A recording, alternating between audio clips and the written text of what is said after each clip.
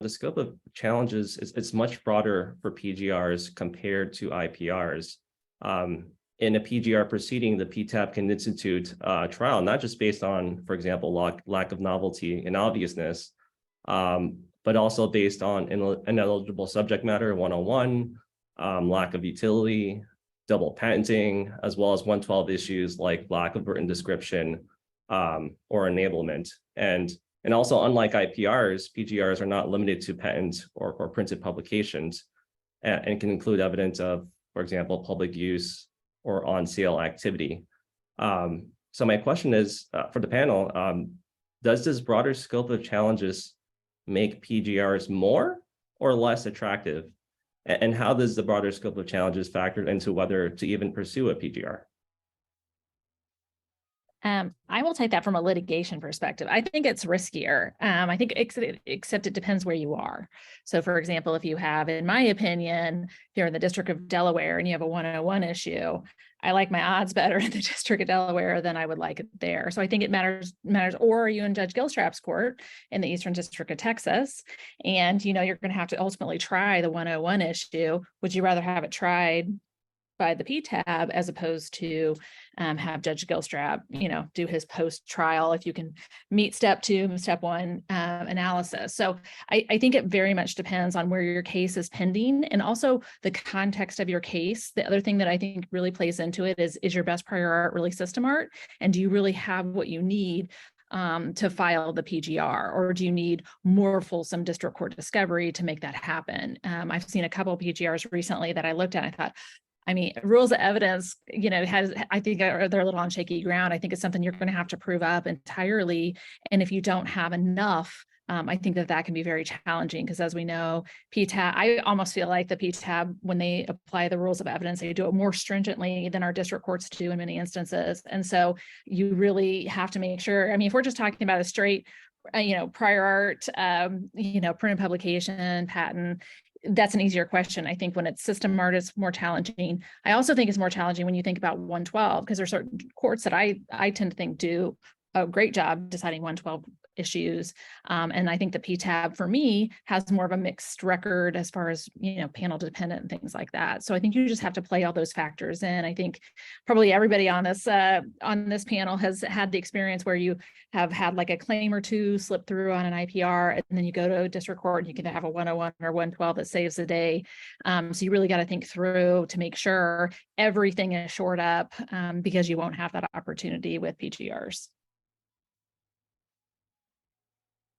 Yeah, I guess I can maybe I'll chime in here. And just one note, I think, Joseph, you mentioned double patenting, and just to clarify for folks out there, I think you're referring to statutory double patenting. Obviousness type double patenting, I think, is probably not a go for PGRs. I know that there is a CBM from back in the day that found that wasn't a ground that you could assert. And so I think that probably applies to PGRs as well. And Megan, I like your point about the rules of evidence maybe being applied more strictly, because I think in the early days of the PTAB and still, proving up printed publications as prior art can be a real lift. And it was something that we didn't see going on in district courts. And I think to some extent, some of the district courts started picking up on things going on in the PTAB and started being a little bit stricter. But that's been sort of something interesting to track. I guess to me, sort of in terms of PGRs, Megan Redmond's point about sort of the interplay between PGRs and litigation is huge. And that's always a big consideration. But I think in the context of PGRs, because of the scope of estoppel, it's even bigger. Because the last thing you want is to have to go to trial without some good defense. And so I think you're always looking at the big picture of if I end up with estoppel in whatever I file in the PTAB, what am I gonna have left for the district court? So maybe, to me, the most obvious times when you think about filing, think about taking that leap and filing a PGR instead of waiting to file an IPR, or when a 9-month wait for the IPR makes a difference because of a stay of litigation, for instance. If a stay is really important, or maybe you have a judge who will stay as soon as you file, a judge who's inclined to file to give stays as soon as you file the IPR or PGR. as opposed to waiting for institution. And there, that might be somewhere that you say it's sort of worth the risk or the trade-off. Maybe with FinTIV, you think you're gonna, you would hit a discretionary denial issue with FinTIV if you wait the 9 months after issuance of the patent before filing an IPR. That could be an issue. Or, the question of how far along will you be in the litigation to even get a post-institution stay might be, are issues that I think we're all thinking about. But, even so, sort of like how, again, how do you have a great 101 or 112 defense? Maybe you do want to bring that, as Megan was saying, maybe you want to bring that in district court. Maybe it's better in the PTAB. It depends on where you are in district court.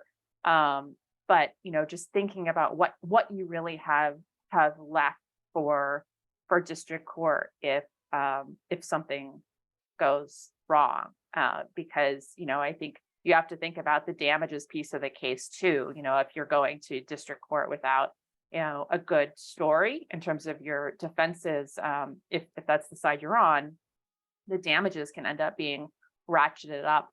It's not like all else is equal with respect to your damages case. The jury is also listening to the story of how good your defenses are. So I think that all plays in and plays together when you're thinking about, whether you take that big leap to do a PGR. I do think in the beginning there was an expectation. My sense was that there was an expectation that PGRs were going to be huge because you could file on so much, and there was sort of a surprise by some that there weren't more PGRs being filed. But I guess sort of looking at the estoppel consequences, I never thought that the PGRs would be huge because of those consequences. The early days, the CBMs were big because estoppel was narrow and you could file on lots of grounds.